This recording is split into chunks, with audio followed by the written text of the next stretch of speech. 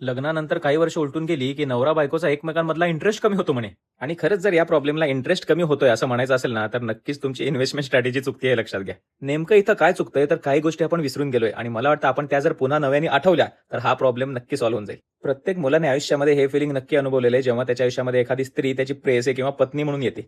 तो दिवस आठवा, जेव्हा तुम्हाला सेल्फ रिअलायझेशन झालं असेल, की आयुष्यपथ माझ्या आयुष्यामध्ये माझी हक्काची गर्लफ्रेंड किंवा माझ्या हक्काची बायको आता येणार आहे. जेव्हा पहिल्यांदा प्रपोज केला आणि तिनं हो म्हटलं आणि ते कन्फर्म झालं, की आता तू आणि मी कपल आहोत. तेव्हा ते जे फिलिंग, की आता मी कधीही या मुलीला फोन करू शकतो, माझ्या मनातलं बोलू शकतो, दुःख असू दे, सुख असू दे, आयुष्यातल्या पुढच्या गोष्टी असू देत, सगळ्या तिच्यासोबत मांडू शकतो. तिचा हातात हात घेऊन फिरू शकतो, कुठेतरी चोरून भेटायला जाऊ शकतो, पावसामध्ये भिजत कुठेतरी भुट्टा खाऊ शकतो, गुपचूपपणे तिला काहीतरी चावट मेसेजेस करू शकतो. आणि हे अरेंज मॅरेजमध्ये सुद्धा जेव्हा तुमचं लग्न ठरतं आणि फायनल होतं, की आता तारीख ठरली लग्नाची आणि तुमचं लग्न आता या तारखेला होणार आहे आणि मध्ये अमुक एक दिवसांचा वेळ मिळतो. त्या दरम्यान तुम्ही दिवसभर चॅट करत असता, कॉलवरती बोलत असता, तिला सकाळी उठल्या-उठल्या गुड मॉर्निंग मेसेज कराल, संध्याकाळी काहीतरी तिला झोपताना मेसेज कराल, रात्रभर फोन चालू आहे, झोप कधी लागतच नाही, वेळ कसा निघून जातो कळतच नाही. हे जे फिलिंग आहे, नवीन व्यक्ती, एक नवीन प्रेम तुमच्या आयुष्यामध्ये आलेलं, ते दिवस आठवा. मुलींनी सुद्धा ही गोष्ट आठवली पाहिजे. नवीन-नवीन लग्न ठरलं असेल किंवा तुमचा बॉयफ्रेंड झाला असेल, तर नेक्स्ट डे फर्स्ट टाईम जेव्हा त्याला तुम्ही ॲज अ कपल म्हणून भेटायला जाल, तेव्हा तुम्ही काय केलं होतं? तुम्ही त्या दिवसासाठी खास स्वतःला आवरलं होतं, नवीन नेलपेंट लावली होती, भेटायला गेल्यानंतर कारण नसताना केसांमधून हात फिरून तो नवीन नेलपेंटचा शेड दाखवायचा प्रयत्न केला होता. त्याच्या फुटकळशा जोकवर सुद्धा तुम्ही खळखळून हसला असाल, कारण कधीतरी त्याने तुम्हाला म्हटलं, की तुम्हाला तुझी स्माईल आवडते.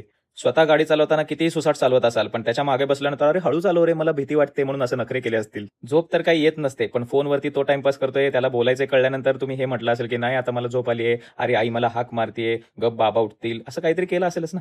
हे जे काही दिवस तुम्ही घालवलेत किंवा तुम्ही एन्जॉय केलेत ना, तुमच्या गर्लफ्रेंडसोबत जी आज तुमची पत्नी किंवा तुमच्या पत्नीसोबत, ते जर आठवाल आणि तेव्हा जर तुमच्या ही गोष्ट लक्षात येईल, की अरे ही तीच व्यक्ती आहे जी आज माझ्यासोबत आहे, जिच्यासोबत मी हे सगळं एन्जॉय करत होतो. ते फिलिंग फक्त परत एकदा नव्याने जागा करा. आठवा ते दिवस. एकत्र बाहेर जा, जुने फोटोज बघा. ज्या स्पॉटवर तुम्ही भेटून ह्या सगळ्या गोष्टी एन्जॉय केल्या, त्या स्पॉटवरती जाऊन निवांत बसा आणि तो सनसेट परत एकदा बघा. रोजच्या धावपळीच्या आयुष्यामध्ये आपण कधी-कधी हे नवीन आलेलं आयुष्यातलं प्रेमच विसरून जातो आणि ते प्रेम कुठे गेलेलं नाहीये. ते तुमच्या सोबतच आहे. फक्त आपण त्याच्याकडे लक्षच देत नाहीये. आपल्याला फक्त ती व्यक्तीच दिसते. पण ते प्रेम जे त्या व्यक्तीमध्ये आहे आणि आपल्या मनात आहे त्या व्यक्तीसाठीचं, त्याकडे कोण लक्ष देणार? या ज्या सगळ्या गोष्टी आहेत, ज्यामुळे तुम्ही आज एकत्र आहात, त्या आठवणी आहेत, ज्यामुळे तुमच्यातलं प्रेम खुललं, त्या वारंवार तुम्ही आठवल्या पाहिजेत, रिक्रिएट केल्या पाहिजेत आणि त्यामुळे तुमचं ते फिलिंग कायम जागा राहील. ते कधीच तुम्ही विसरणार नाही. आणि जर ते फिलिंग कायम मेंटेन झालं, तर इंटरेस्ट कसला कमी होतोय? म्हणजे तुम्ही खरी इन्व्हेस्टमेंट तुमच्या या सगळ्या सुंदरशा आठवणींमध्ये कायम करत राहिली पाहिजे, तर तुमच्या प्रेमाचा इंटरेस्ट कधीच खाली येणार नाही. काय पटतंय का काय म्हणतोय ते? पटलं असेल तर पाठवा आपल्या प्रिय व्यक्तीला हा व्हिडिओ. आणि आपल्या जुन्या आठवणींना उजाळा द्यायला यापेक्षा अजून सुंदर वातावरण कुठलं असणार आहे का? मस्त पाऊस पडतोय, बाईक राईडवरती जा आणि एन्जॉय करा. भेटूया परत. धन्यवाद.